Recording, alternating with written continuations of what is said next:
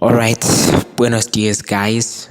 Now, I wanted to make this video earlier, but I saw that late evening yesterday we were having the John Campa trophy, and something was about to happen. There will be a presentation of all the Barca players, so I just thought like, hey, let me just pile everything up into one video. And of course, there were two matches that really interested me and that should have interested you as a Barca fan.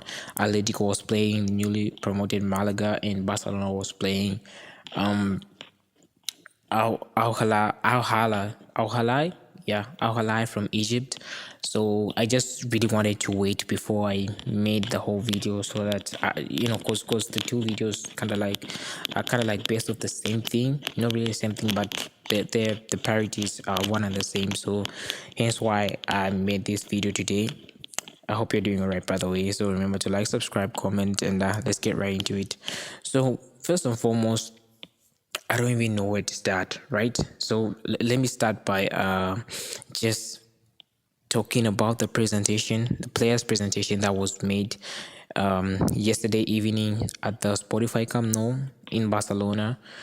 Barcelona presented their squad, and we saw the likes of Lamine Yamal, we saw the likes of Rafinha, we saw the likes of Pedri, and the newly signed Karim Adeyemi, Anthony Gordon, and Bisui, and of course the man himself, the man of the hour, Rodri, which gave me chills, guys. When the guy who was announcing the names in the stadium announced Rodri, and Rodri popped out of the tunnel, it just gave me chills. It gave me chills.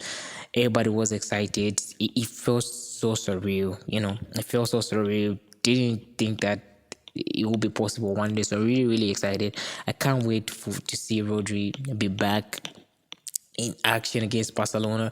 There was some reports that he was dealing with some back issues, but now from the look of things and from the reports that we've received is that he's now at 100%, right? He's now at 100% and he's ready to go. So can't really wait to kick off the season this Sunday.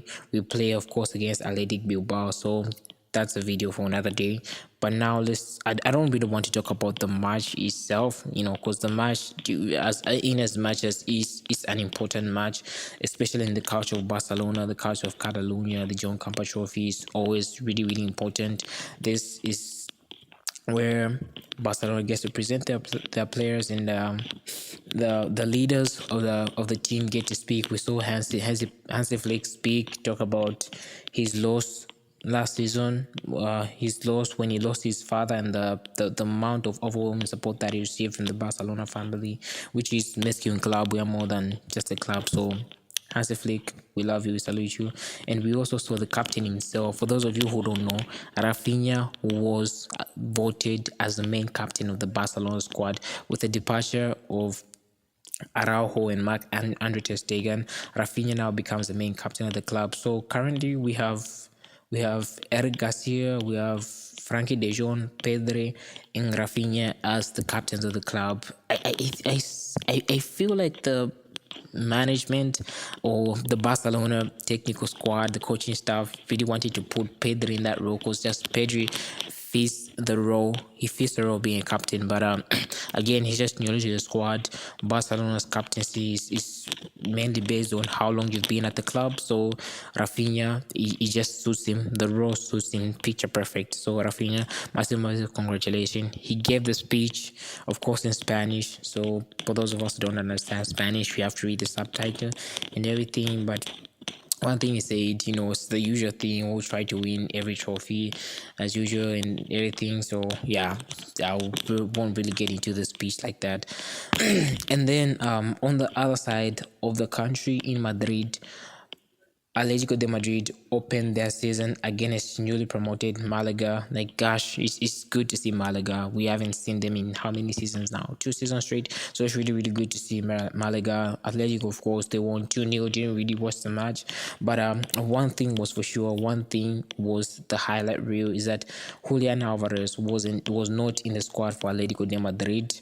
And I think some few days back, like 4 days ago, Deco, our agent, he traveled to Madrid to kind of like make the final bid for the final bid for Julian Alvarez. And guys, I gotta be honest, from the look of things, I don't see this deal going through. I don't see this deal going through. I don't see Julian Alvarez coming to Barcelona this season, at least this season, maybe next season. So this season we just have to forget. I mean, Atletico Madrid has been clear since the start of this whole transfer window, because this whole Julian Alvarez transfer saga started kind of in late May, all the way going through into the FIFA World Cup. There was still something pending between Julian Alvarez, Atletico de Madrid, and Barcelona, and he made it clear himself that he wanted to go to Barcelona. He has been clear about that, but from the look of things, I don't really see Julian Alvarez coming to Barcelona, and I've just reached a point where I'm not even checking up on the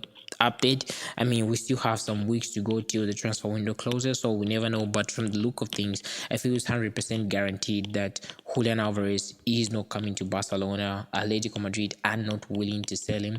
Now, yesterday, Diego Simeone, the Atletico de Madrid, the Atletico de Madrid coach, had a press conference, a pre-match press conference, and he was asked about the Julian Alvarez situation, and he says that he has spoken himself personally with the player, and it's clear that Julian Alvarez wants to leave, but Diego Simeone has made it clear to Julian Alvarez that he's their most important player, and they want to build the team around him. So I feel like they have a fair relationship, especially both being Argentina. So it looks like, from the look of things, if it were up to Diego Simeone, Julian Alvarez would go to Barcelona, right? He will release, but he clearly said in that statement that it is not up to him but to the president, and the president has been clear and definite that he doesn't want Julian Alvarez to leave. Now, so just looking at this whole situation, I feel like Julian Alvarez and his agent, they're sort of to blame. They're sort of the reason why they're in this situation, because when they were signing that contract with Atletico de Madrid back, I think that was 2 years ago when he signed for Atletico de Madrid. In that contract, there was a release clause. For those of you who don't know, the release clause is that this is actually the amount that is put in a player's contract when he signs for the club, in case he wants to leave before the end of his contract, meaning the club that has to purchase him has to meet those demand or those amounts of the release clause. Now, the release clause for Julian Alvarez is just ridiculous, guys. It's ridiculous. Almost half a billion, 500,000, half a billion. So that's totally impossible to meet. I feel like by any team, I don't think there's any team that will pay over 150 million euros for Julian Alvarez. I'm not saying it's a bad player. I'm not saying, but I don't think currently at this moment, I don't think there's a team that would be crazy enough to pay over 150 million, or maybe Madrid, PSG, I don't know. But yeah, so his release clause is just impossible to meet, and as I said, they got themselves into this situation because Julian Alvarez, he knew, he knew in and out. He knew that he wanted to leave Atletico Madrid at some point. He was not going to finish his career at Atletico de Madrid. So why did he allow himself to be put in such a messy situation? You know, I feel like Barcelona has really, really tried to purchase Julian Alvarez with all the bids and stuff. I think this is almost like the fourth or the fifth bid that Barcelona has made to Atletico Madrid, but there's still no green light. There is still no green light. I mean, this transfer saga sort of started way before even the Rodri transfer started, but the Rodri transfer has come through, and so I don't really see if I don't really see Julian Alvarez coming to Barcelona. So now, what's next for Barcelona? Because guys, in as much as we have Rodri, we have a great midfield, we have Lamine Yamal, Rafinha, we need a striker, guys. We need a striker. With the departure of Lewandowski, who has been our best striker over the past 3-4 seasons, and Ferran Torres, who has also been like fairly, to be fair, he has been great. He hasn't been that fantastic. He has been great. In Marcus Rashford, I think, who departed at the end of this season, he's a kind of player who could play at least in that number 9 role, and he can be really good at it. So we don't have any options. As I said in my previous video, they could use Rafinha as a false 9, but again, we have players like Adeyemi. I think those guys were solely brought in to be that the backup number 9, false 9, because he can really play there. And Bisui, I feel, of course, and the Egyptian kid, I usually forget his name. Karim, he's fantastic. He was fantastic in the Joan Campos match yesterday. He was really fantastic, but I don't think he has it yet to carry the attack for Barcelona. Right, I don't think he has it yet, especially during those high pressure Champions League matches, the El Clasico, the matches against the likes of Seville, the matches against the likes of Atletico de Madrid, which are really physical and really so solid match in defense. They are really hard to break. I don't think he's matured enough to deal with that yet, right? So we need a striker. Now there have been a couple of options like Taro Martinez. There have been some speculations here and there, but I don't really see that deal going through. Victor Yokeres, of course, this has been the name that has come up very recently, but I don't think that deal also goes through. Osman, of course, he was mentioned here and there, but at this point, I think Chelsea are chasing him. A lot of clubs are chasing him. I don't think he'll come to Barcelona. But one name that really strikes me is Luis Suarez, right? Not the Luis Suarez. I mean, in Barcelona we've had two Luis Suarez's, but we are talking about maybe the third incoming. Luis Suarez, the Colombian kid, is currently playing at Sporting Lisbon. 28, 27 years of age, if I'm not mistaken. The kid is really good. For the past 2 seasons, at least, he has 30 plus GAs, right? 30 plus GAs. The kid is really good. I feel like that kid might cost like 50, 60. I feel like we have money to spend, right? We have that kind of money, especially with the offloading of the likes of Ferran Torres and Araujo, who we sold for quite good money. Araujo, of course, is on loan, but Liverpool paid a quite good amount and they'll be paying his salary. So I feel like we have some money to save and we can get that kid for like 60, 55. I don't know, guys. Let me know in the comments. But that kid, we can go all out for that kid, because right now I don't really see the Julian Alvarez deal going through. So we just gotta look at other alternative options, right? Other alternative options.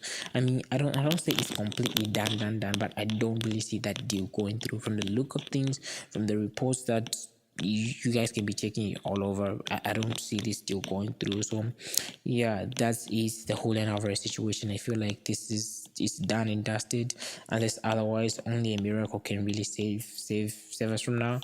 So yeah, let me know what you think, guys. Let me know what you think about yesterday's match. Let me know what you think about Julian Alvarez not being included in the squad for Atletico de Madrid. I don't know how is your relationship going to be if he manages to stay at Atletico Madrid. I don't know how his relationship is going to be with the Atletico de Madrid fans. I don't know, but let me know what you think, guys. Remember to like, subscribe, comment. I'll see you in the next video. Ciao.